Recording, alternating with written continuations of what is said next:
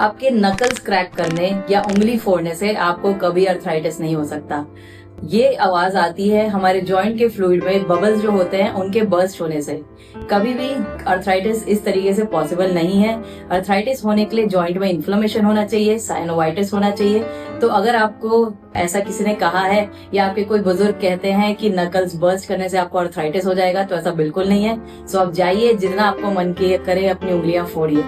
Thank you. मैं doctor Divya, consultant orthopaedics and endoscopic spine surgeon at Gayatri Swaroop hospital, Bhopal.